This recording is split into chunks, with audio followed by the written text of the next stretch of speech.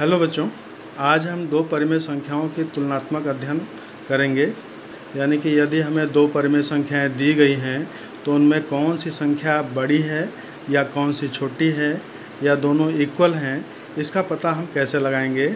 तो इसको पता करने के लिए आइए देखते हैं कि यदि हमने मान लिया कि दो परिमेय संख्याएं a/b और c/d हैं तो दोनों परिमेय संख्याएं बराबर होंगी यदि AD is equal to BC। अब ये AD और BC कैसे आएंगे?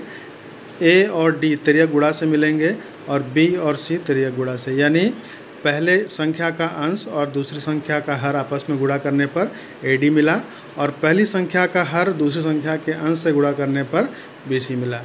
तो यदि AD और BC बराबर होंगे तो दोनों संख्याएं बराबर होंगी, और यदि AD BC से बड़ा होगा तो पहली संख्या दूसरी से बड़ी होगी।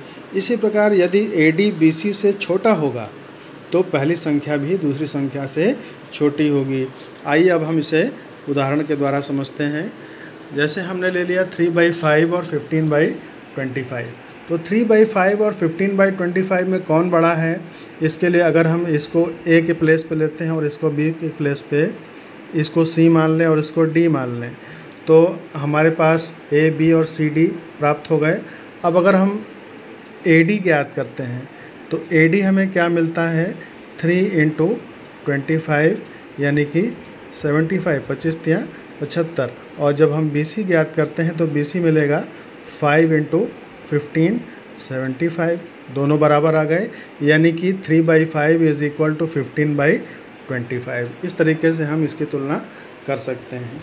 दूसरा जो है 4/5 और 2/3। 4/5 इज़ ग्रेटर देन 2/3, ठीक है। बट अब ये कैसे बड़ा होगा इसको जानते हैं। तो इसको जानने के लिए हम क्या करेंगे? AD और BC।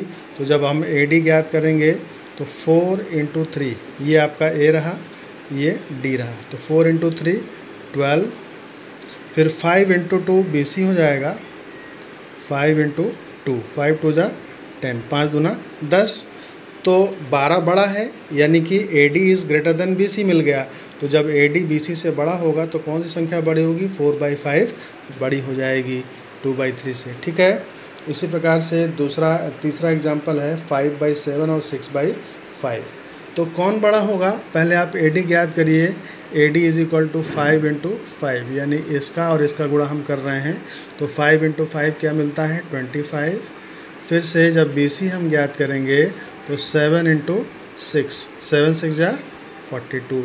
तो 42 जो है 25 से बड़ा है, ये जो है बड़ा है, इसलिए यह संख्या क्या हो जाएगी?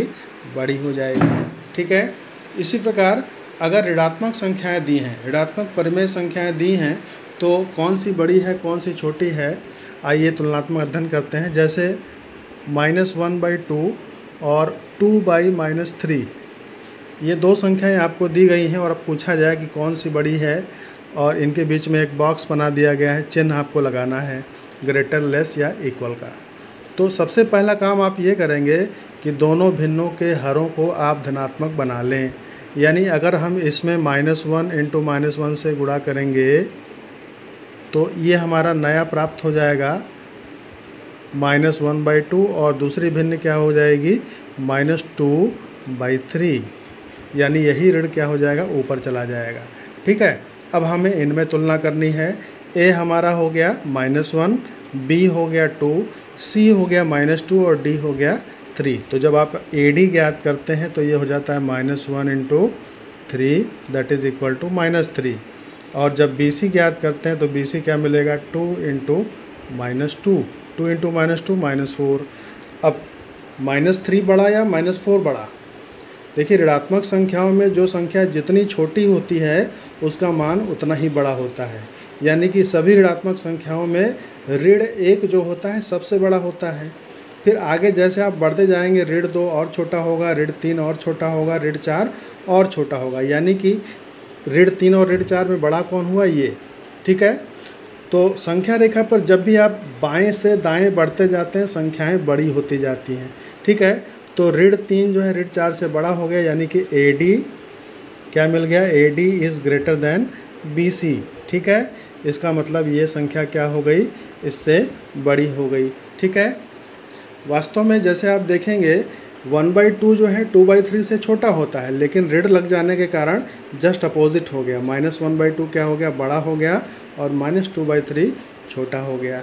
इस प्रकार से सभी परिमेय संख्याओं, दो परिमेय संख्याओं के बीच में आप तुलनात्मक अध्ययन कर सकते हैं और पता कर सकते हैं कौन सी संख्या बड़ी है और कौन सी छोटी है, या दोनों बराबर हैं या नहीं। धन्यवाद।